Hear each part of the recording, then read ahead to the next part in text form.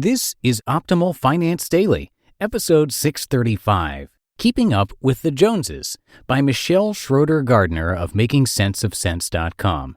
And I'm your host and narrator, Dan. I am here each weekday bringing to you some of the best personal finance blogs on the planet. And if you have any ideas for a future show, maybe a topic you'd like to hear us cover, please share your ideas at oldpodcast.com. That's oldpodcast.com. And with that, let's get right to our post today and start optimizing your life. Keeping Up with the Joneses by Michelle Schroeder-Gardner of MakingSenseOfSense.com. Do you ever feel like you're trying to keep up with the Joneses? It seems like everywhere I turn, a big purchase is happening to someone I know. A massive 3-story house, nice cars, fancy vacations, a new iPad every other month, and everything else. When a friend goes out and buys the next greatest phone or buys a new car every couple months, it kind of makes you wonder, and maybe it makes you jealous? I'm not gonna lie, the jealous monster takes over my life every now and then. This is something that I am working on and something that I need to change in my life. Am I the only one? Sometimes I feel like I'm the only person who is jealous and no one else has these crazy feelings. Since my extra income seems to be continually increasing, sometimes I feel the urge to spend it. Maybe the jealous monster has taken over your life as well, and you are trying to keep up with the Joneses. We know someone who isn't showy with his money. He's careful with how he spends his money. He doesn't buy all the latest gadgets that don't mean anything to him.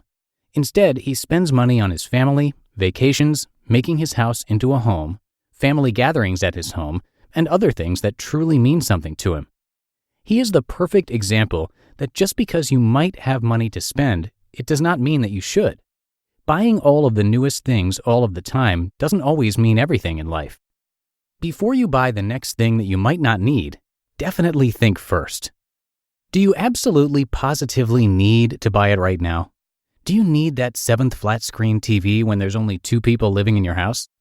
Will moving into that bigger house really bring you that much more happiness? What will you do when the next person you know buys something slightly better than you? Are you house poor but still feel the need to keep up? This is where you need to really think about what makes you happy.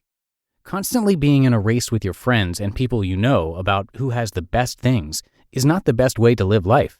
Things will just continue to eat at you, and I don't think you can truly ever be happy if you're just always trying to one-up everyone. Determine why you truly want that next gadget or why you want that new car. Can you even afford to have it? If you can't afford it without accruing tons of debt that you cannot ever pay back, then please do not do it. Buying a $50,000 car when you only make $15,000 a year is not realistic. This is a Keeping Up with the Joneses and also crazy things people say and do post, so be ready. Do you want to buy a new house whenever someone gets a new house? Maybe you start thinking that your current house is too small and that a house that is an extra $50,000 won't hurt your budget too much. Wrong. What was wrong with your house last week? Nothing, most likely. A family friend recently bought a nice house and moved into it. Our houses are similar, but all of a sudden I felt like my house was old and that I should get something new ASAP. This is my problem. I normally wouldn't be thinking like this because I know that we want to save and buy a new house next year, most likely, not this year. Are you upside down on your car because you buy a new and better car whenever you get the chance? I know someone who is very upside down, and that is because they bought 3 new cars in 1 year. Why? I don't know. I know for a fact that he could not afford a single one. His mom co-signed on every car, and he owes around $40,000 on a $20,000 car right now. I know a lot of guys like this. Sorry, I'm not trying to stereotype. And even W is like this. He and his friends always want a new car, and W himself has personally gone through probably 9 or 10 cars, and almost all of these were nice cars. Porsche, Mercedes, classic truck, brand new Jeep, among other cars. One of W's friends was saying it was time for him to get a new car because he likes the factory tires that are put directly on the car when the car is brand new. What? If someone would like to explain this in the comments below, I would greatly appreciate it. Is your credit card balance so high that it would take 1,000 years to pay off? Do you feel like you're always charging your credit card so that you can always buy the latest and greatest thing? Credit card debt can add up quickly, and before you know it, you can amass thousands and thousands in debt. One of W's friends bought the new iPad, and apparently it still came with the old charging cord. And now the new iPad comes with the new cord. You can kind of guess what he did. Just weeks after he bought the new iPad, he has had every version now, he bought the newest iPad only because it had the new cord and he wanted the latest and greatest electronic out there. Weird, right?